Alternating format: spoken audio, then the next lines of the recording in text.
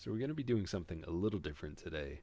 We're going to be talking about one of my favorite TV shows, and we're going to be pulling inspiration from it, talking about why it would make a good campaign setting, and why it would make just such a great campaign in general, what we could pull from it. So stay tuned. Let's talk about that.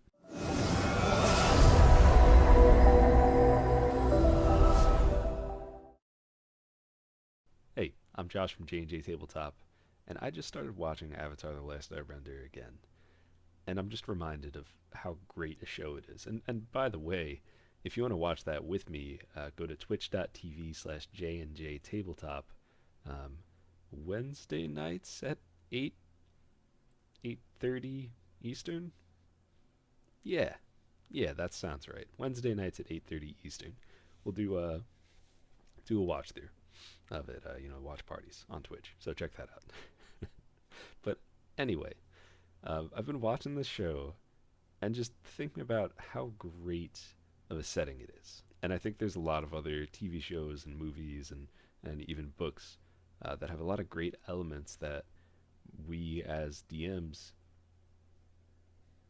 should pull from. Why not, right? Um, so I wanted to talk about a few things that I love that they did on The Last Airbender, and I wanted to talk about how you might be able to pull those and use them in your own game. So, without further ado, let's talk about the background of the show. So, this show starts us off at the end of something called the Hundred-Year War, and the Hundred-Year War is essentially when this political and military superpower, the Fire Nation, it's the nation where all the firebenders live, right? Goes without saying.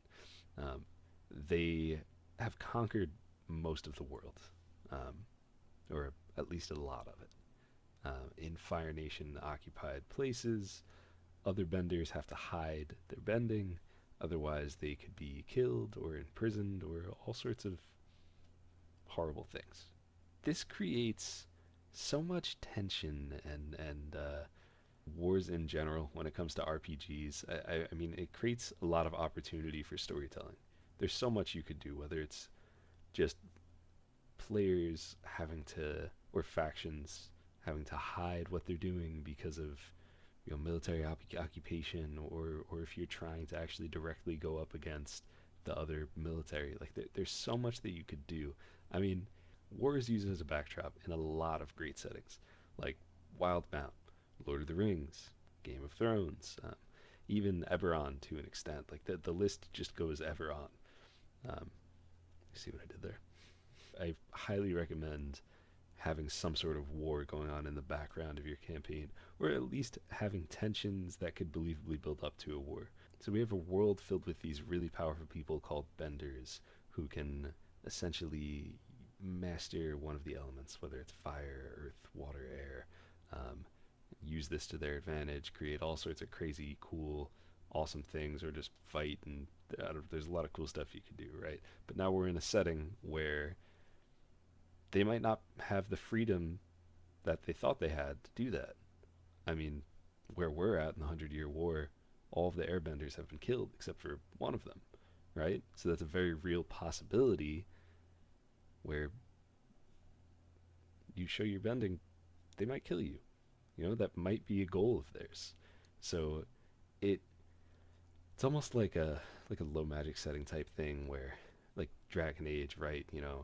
You have to be really careful if you're not part of the circle, right? And you're a mage, you're not part of the circle because you might get captured, and there's all sorts of horrible things that could happen to you if you do that. It might be made tranquil. Um, it's kind of like that. You have these problems and situations kind of built in for just opportunities for stress or for giving your players like something to think about, right? Because they probably want to be a bender in this scenario. So a little bit about the setting out of the way, right? Not going to go too into detail on that. We're just taking the cream off the top, right? Let's talk about the goals, okay? So we have Aang, who is the Avatar, and he needs to travel around the world to master waterbending, earthbending, and firebending. He already is an airbending master, so he could defeat Fire Lord Ozai, the leader of the Fire Nation, thus ending the Hundred-Year War. Okay, so he's got goals. He needs to master the 4 elements and bending styles. He needs to make some allies and alliances along the way, hopefully powerful ones, military alliances, people that could help him in this journey, in this battle. So this just creates so many natural reasons for Team Avatar or for the party to explore and interact with different people in different parts of the world. Um, in order to complete their mission, they need to travel to every major nation to find a master to learn from, right? If you could do something in your games to give your players a reason to explore all of the things that you've put so much work into creating, and give them reasons to engage with it, that's just great. And you don't have to use like the chosen one archetype, right? Like we don't, because that's problematic, right? To have one player that's, you're the guy or you're the girl, you're the person who all of this is about you. No, you don't have to do that, and I actually suggest that you don't do that unless everybody's on board for it. But you could use those same concepts that we see in this show and put them into practice, whether it's with like a staff of many parts style campaign, right? Where you're doing something completely different, some sort of low level adventure exploring, and suddenly you come across this ancient artifact frozen, and you find it, you learn about it, figure out what it is, suddenly find out why it's important and why you need to find all of the rest of the pieces before someone else does, or before someone stops you from being able to do it. Um, and you don't really have to do that either. You could do something else. You could do something similar, something completely different. Your world is your oyster. So let's just talk about some of the tension in that show, right? Obviously, you have what I mentioned in the beginning, which is they might not be free to use their powers in every place that they go to. They have to be worried about who they talk to and how careful they are because someone is after them, right? The other thing, and even the something that's better in my opinion, is fairly early on in this series, we learn about something called Sozin's Comet, which is a great comet that passes close to the Earth once every 100 years, giving the Firebenders the power of 100 suns. As soon as this is introduced, as soon as they learn about this, it creates a sense of urgency for the party to end the war before that comet arrives. Because once that comet arrives,